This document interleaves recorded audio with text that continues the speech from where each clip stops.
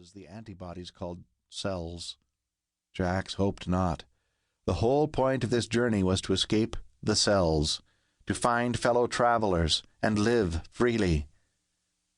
Gyro had spoken often of a place called the HayVen. He had insisted that in the HayVen, the water was sweet, food was plentiful, and people lived in peace. That was where they were going now, if they survived, if the HayVen existed, if they could find it. If was a tiny but powerful word, Jax thought bitterly. He studied shadows. They were tricky, like living creatures, tumbling and shifting, forming and dissolving. Sometimes Jax wished he hadn't been blessed or cursed with night vision. Then Gyro wouldn't have made him a scout. Jax preferred staying behind with everyone, with Lurks and her group of 13, with the others who, in better times, laughed and made jokes. The problem was that Jax owed Gyro his life.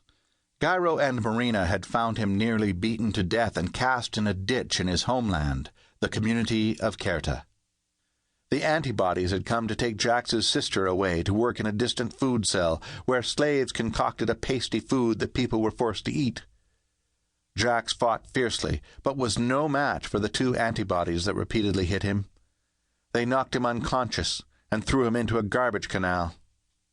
In the end, he had failed. He had lost his sister. Terra, a healer, had brought him back to life. Jax was grateful. But at first he had also been fearful of his rescuers who called themselves Outcasts. They all looked so odd, and they all had such small eyes. Jax wondered how they could see anything at all. It quickly became apparent to him that their vision was horribly limited. They couldn't see insects on leaves or count feathers on birds. Worst of all, they couldn't see in the dark. Jax often pondered how they had survived for as long as they had with such a handicap. The strange thing was that in this small group of wandering outcasts, he was the one considered unusual. Unlike them, he and his people in the community of Kerta had round heads, large eyes, pink skin, and orange palms. Now he was roaming through the night with small-eyed youths of wildly different shapes, sizes, and colors. Marina's blue-green skin had reminded Jax of a type of melon his people ate as part of their quiet ceremonies. It was a good thing he hadn't told Marina that she looked like a melon. She might have struck him with her quarterstaff, and in her hands it was a dangerous weapon. The Outcasts had been through many adventures together, and by now Jax was accustomed to Marina, as she was accustomed to him. The 2 of them served as scouts for everyone else. Jax secretly feared being the first one to set foot into the unknown, but Marina didn't seem to care. He tried to be as brave as she always seemed to be. He watched now as she moved in a slow circle around him. She breathed the soft winds coming from the west. She raised a handful of loose dirt to her face and smelled it. She even tasted a bit.